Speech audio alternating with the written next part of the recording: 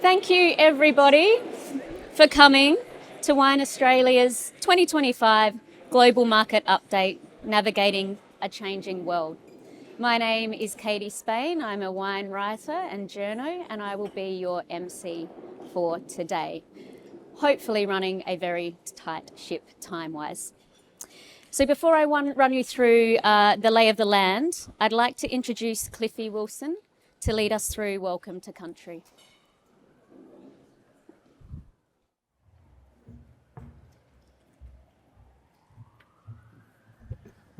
Good morning. How are we all? Doing well?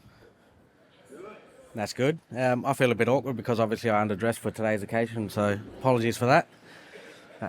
No, just a little joke to break the ice there. Look, before I get into Welcome to Country, I just want to start by saying what an honour it is for me to be here to represent the Kaurna community, the traditional custodians here to the Adelaide region, but also to represent my family and also Kuma Kaaru Cultural Services, which is the organisation that I work for. And on a daily basis, I'm very fortunate to be able to showcase my language and culture throughout the Adelaide CBD, surrounding suburbs covering Kaurna country. I'm a part of the first generation of my family to have been able to relearn Kaurna language and connect back with culture, and Kuma Kaaru Cultural Services gave me the platform to be able to do so. So in saying that, I'd now like to welcome you in the traditional Kaurna language, and I want to start with saying, Nyankana Mena, Ngā Mani. Mani. Nainara Cliffy Tunkel Munacha Wilson. Nagana, Naranjiri, Naranga, Najari, Arandamiyo. Marivichanga Gana Mirna, Nadlo Tampandi, Nadlo Gani Yatanga Tikandi. Naiwanga di Mani Rabudnigani Yatana, Nachu Yukandali Yakandalia, Naichalia. So to translate that, ladies and gentlemen, firstly, it's good to see you all. It's good to see that you're doing well. I'd like to introduce myself for those of you who don't know me. My name is Cliffy Wilson. However, my traditional names down here on Kaurna country are Tunkel and Manaitcha. So I'd just like to give you a bit of background to those two names so you all get a bit of an understanding of what they are and what they mean to me. The first one, Tunkel, is my individual totem. And our totems can range from native plants and trees we have in this country, native animals, or even some of the tools and artefacts that we've created over time. And our role is to then become the protector of whatever that may be. So I was given an animal, so just a few rules that I have to go by. I can't hunt, kill, or eat that animal. And if I see it sick or injured, I have to nurture it back to health. Now, I always say when having a discussion with my elders many years ago to get my individual totem, we forgot to sit down and have a little discussion around my safety because they thought it was a good idea to give me Tunkel, which is actually the king brown snake, one of the most dangerous animals in this country. So I think they kind of threw me under the bus with that one. So thank you very much.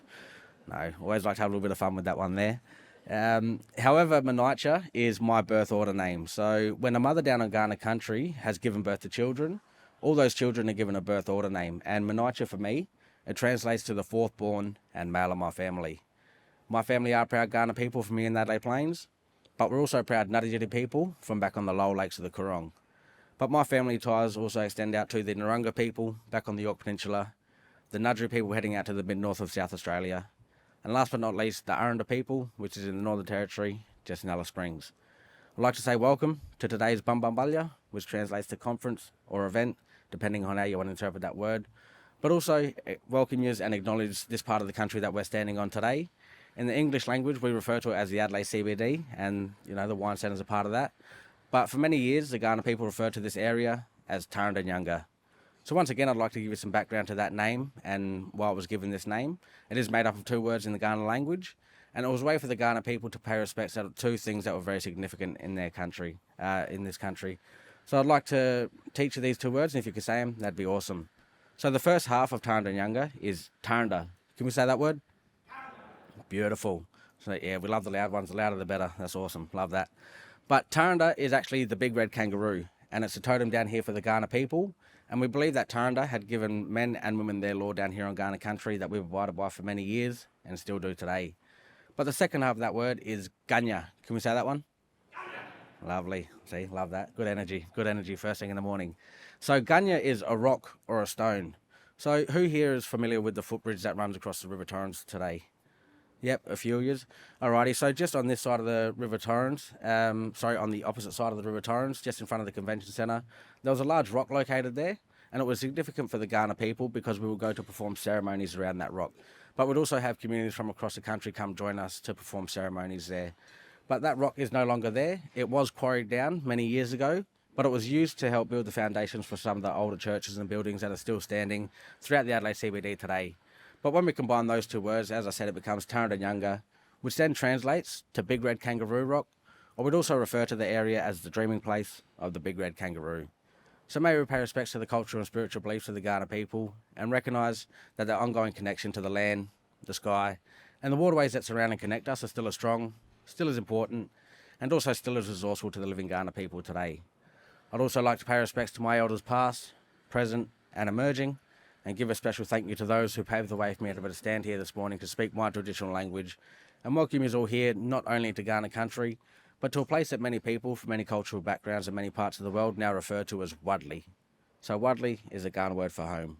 So I'd like to pay respects to other Aboriginal, Torres Strait Islander First Nations people across the country, those of you who may be in attendance with us today, but also recognise the many different religions, traditions and cultural backgrounds we have not only in this room, but across the country of Australia today.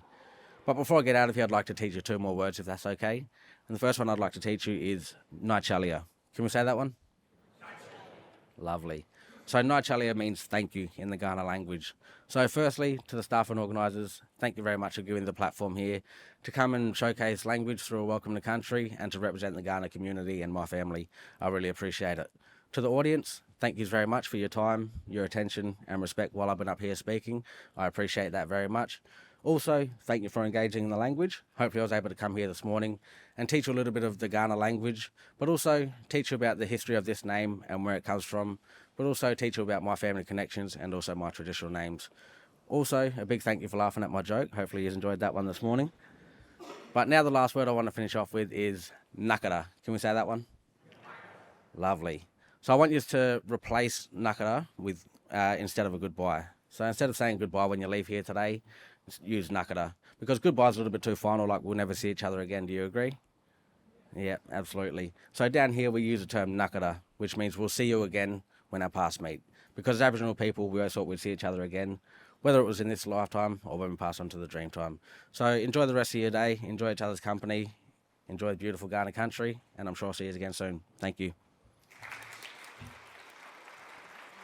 Thank you.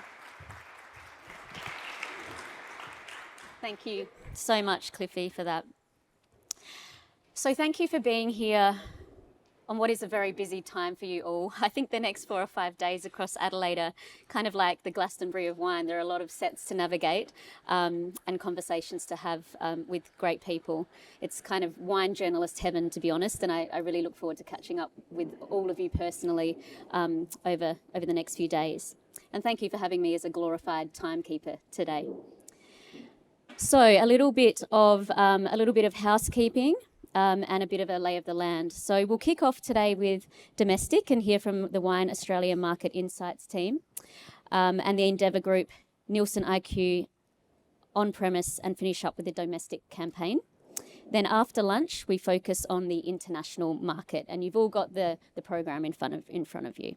And finally, we'll wrap up the day with a panel discussion with some of the Joint Marketing Group Committee before networking drinks at around 4:30 p.m. Housekeeping. The toilets, the WCs, are out through the foyer. There are also some more if you go out past the cafe. Fire exits, pretty self-explanatory. Follow the green running man. Tea and coffee. We're all adults here, so get up, grab yourself a tea, go out and grab yourself a coffee whenever you want. When you do order a coffee, make sure you give them your table number and then come back in and the team will bring your coffee out to your table, just so that you don't miss any of the speakers. If you absolutely must punch a dart, you can smoke out there through past the cafe. There's like a outdoor courtyard, and you can indulge out there.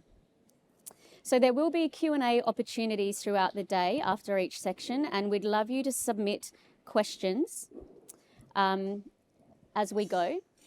So you can do that through Slido. So you can either go on your phones to slido.com or use the QR code there. It'll take you straight to it, and it's just a way that you can digitally submit your questions, and then we'll get to as many as we can. Others will be followed up next week that we don't get to, but it's really easy to use, so if you can use that means, please do. And socials, if you don't snap it, does it really happen these days? So if you are sharing pictures, insights, thoughts, feedback through social media, feel free to tag Wine Australia, and you can see all the details of that on the screen there too. The presentations and recordings will be openly available on the Wine Australia website next week. And the goal here is collaboration and working together to move forward. So we don't have to agree on everything, obviously, but I'm sure we'll be able to respect each other's opinions and experiences as the day rolls on. I would now like to introduce Dr. Martin Cole, Wine Australia CEO, to say a few words.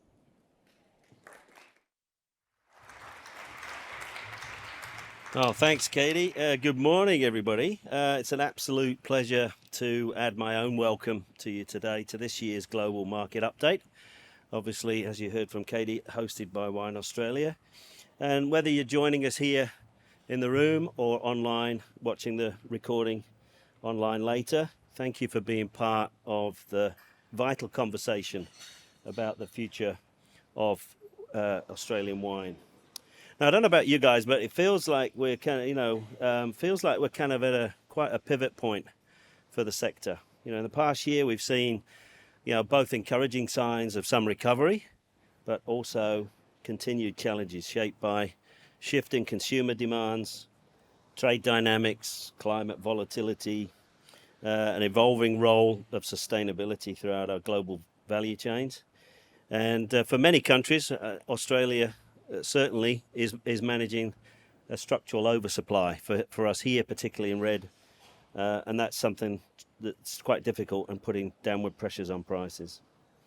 So it feels like we've either got to kind of adapt and evolve and innovate in response to these challenges, or kind of find ourselves beautifully set up for a world that no longer exists.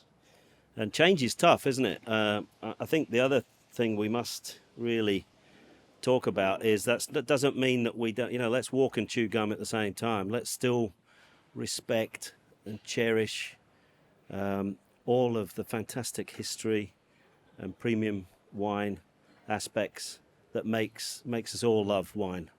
So let's, that doesn't mean we can't be responding to consumer challenges, but still holding dear what we all love about wine. But look, we did need to do a reset. That's why we did the one grape and wine sector plan. Quite an exhaustive consultation over 18 months. This is quite timely because we've just launched our 5-year plan, and that's essentially what our role is off of the one sector plan. We've just completed a tour of 5 out of 6 of the wine producing states.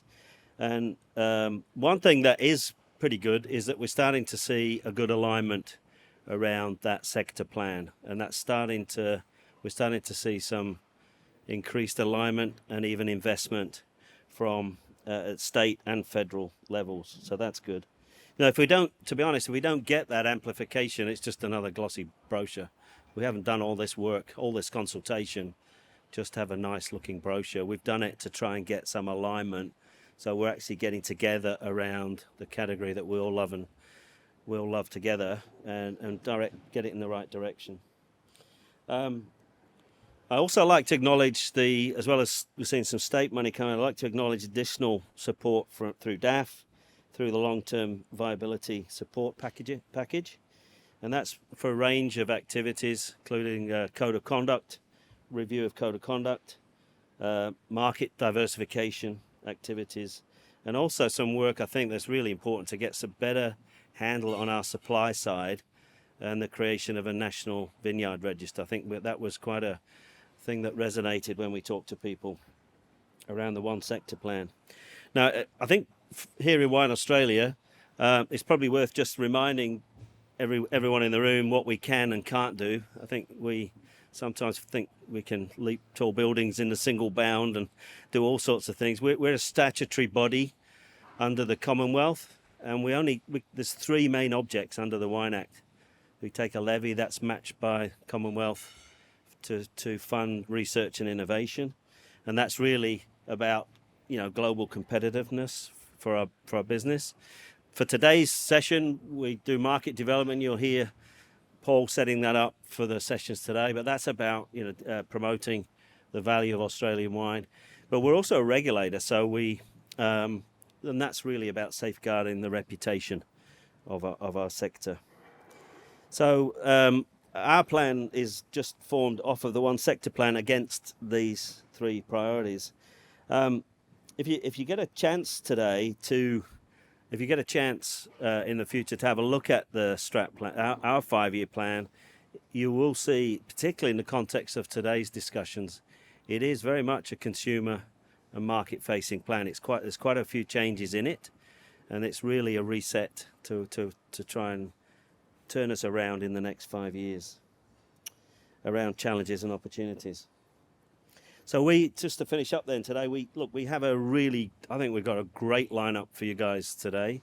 We're going to finish today with a panel from the joint marketing group. I did want to take the opportunity to acknowledge Nick Waterman for his leadership in that effort. It's a joint committee between Wine Australia and AGW. I think it's fair to say, Nick, we have diverse views on that committee, but it's been a great group of real great marketing expertise that's really helped us in our reset of the national brand, the domestic campaign, and our marketing strategy, in itself as well. So we acknowledge that group, and particularly your leadership, Nick, for an amazing job there, and look forward to the panel later on. So look, this just to close then, really, I think today's session is, hopefully it's more than just a presentation of facts and figures. Let's use it as an opportunity to share some insights, identify some opportunities, and strengthen the future of Australian wine. So enjoy the session, and I'll join you guys for the wrap-up. Thanks a lot. Thanks, Katie.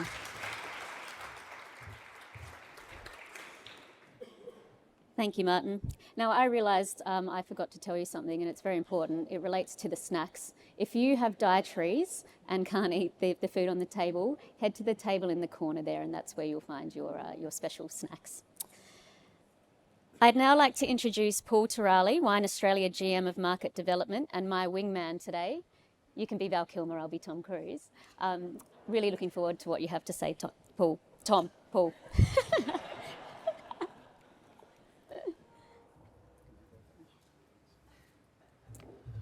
Not quite sure how to respond to that. Thank you. Look, I'm just going to take a few minutes. Within the first 20, I think we're already running behind, so we'll try and pull a few minutes back. But just wanted to provide a little bit of context before we get into our subject matter experts who we're very, very happy and glad that they're here to join us today.